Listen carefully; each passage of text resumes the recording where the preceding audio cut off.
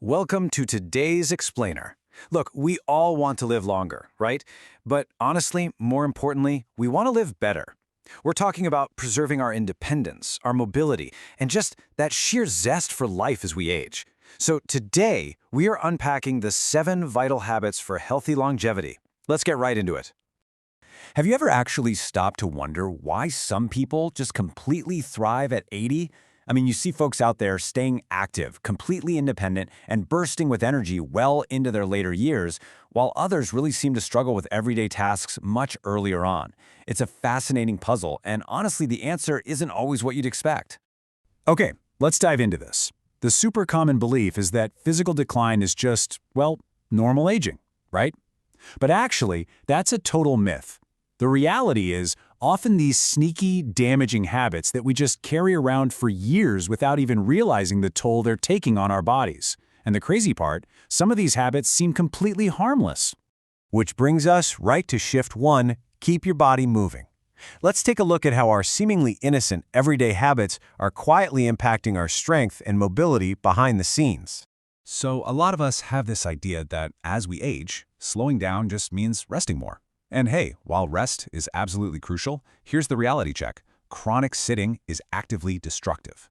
Literally, it weakens your muscles, it stiffens your joints, slows down your circulation, and shoots your chronic disease risk right up. And it does this in ways that even a regular daily workout can't fully undo. It's wild. But, and this brilliantly illustrates the fix, breaking that dangerous sitting habit doesn't mean you have to go out and run a marathon. It's really just about micro movements. Standing up every 30 to 60 minutes, maybe stretching your arms overhead, taking a quick lap around the living room, or just walking out to the mailbox. Your body is practically begging to move frequently, and these tiny, consistent movements, they make a massive, massive difference. Now, you might be wondering, why is that consistent movement so absolutely critical? Well, it boils down to a medical term called sarcopenia, which is just a fancy word for age-related muscle loss. Get this, starting around age 30, we can lose up to 8% of our muscle mass every single decade. 8%! And that rate only accelerates after 60. If we skip out on strength exercises, everyday stuff like carrying groceries, climbing stairs, or literally just getting out of a chair becomes incredibly difficult.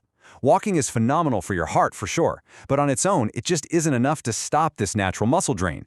But hold on, here is the absolutely fantastic news. Studies show you can rebuild muscle fiber at any age. Yes, literally any age. Your 70s, 80s, even your 90s. You do not need some heavy, intimidating gym routine to do this. Grab some simple resistance bands, light weights, or just do basic bodyweight squats right in your living room. That's enough to rebuild your strength, keep your independence, and drastically reduce your risk of taking a bad fall.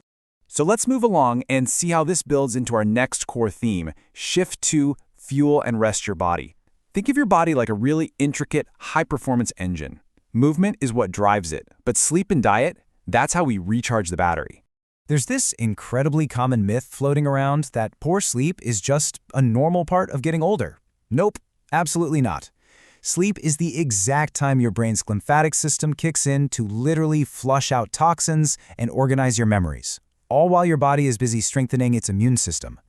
When you neglect restful sleep, you're actively increasing your risk of falls, sudden mood swings, and even unexpected weight gain. So what's actually stealing our repair time? Usually, it's everyday sleep interrupters.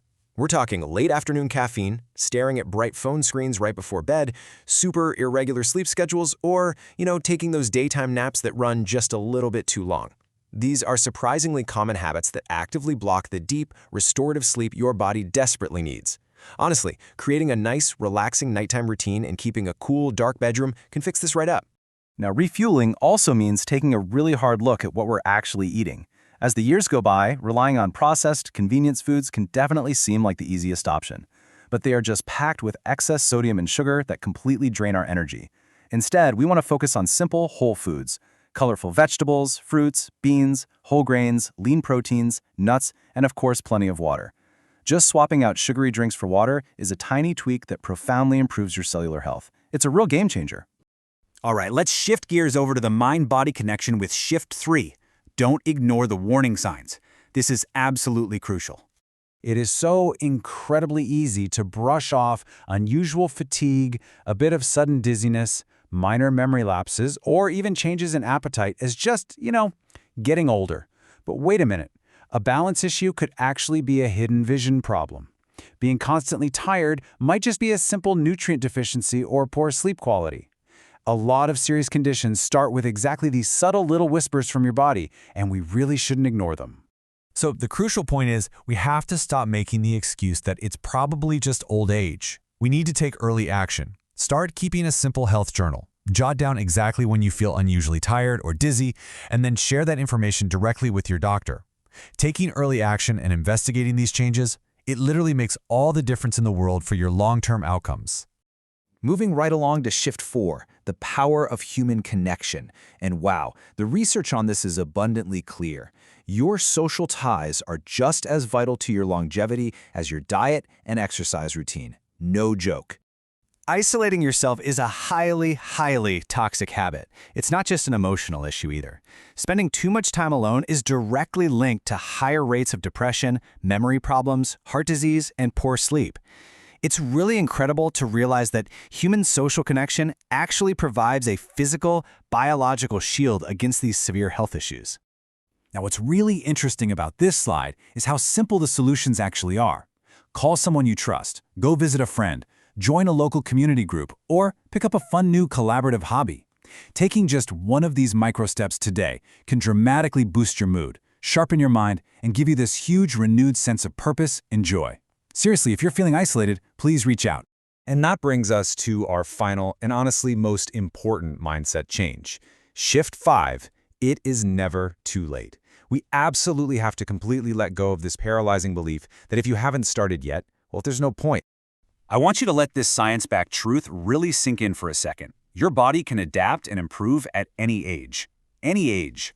People in their 60s, 70s, and well beyond frequently experience much better balance, stronger muscles, a way better mood, and a huge surge in energy literally just by making the small lifestyle tweaks we've been talking about today. Every single walk counts. Every nutritious meal helps. Your body is standing by ready to reward you right now. I want you to remember this quote. The goal isn't perfection, it's progress. That is the absolute core of this entire explainer. You do not have to change everything overnight. You just have to start making a little progress. Healthy aging isn't about trying to stay magically young forever. It's about staying resilient so you can deeply, truly enjoy the people and activities you love. So, with all that said, where should you actually start? Here's my advice. Choose just one single action to focus on this week. Just one. Stand up a bit more often.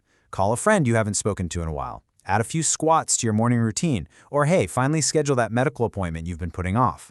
These small, consistent actions are exactly what lead to remarkable, life-extending results over time. Which leaves us with this final, incredibly important question. Which habit will you change first? Remember, the ultimate goal here is to stay safe, healthy, and fiercely independent. I really want to hear from you on this. Tell us in the comments which of these habits you're going to tackle first. Your specific experience could be the exact inspiration someone else needs to take their first step toward a healthier future. Thank you so much for joining me on this explainer, and I will see you next time.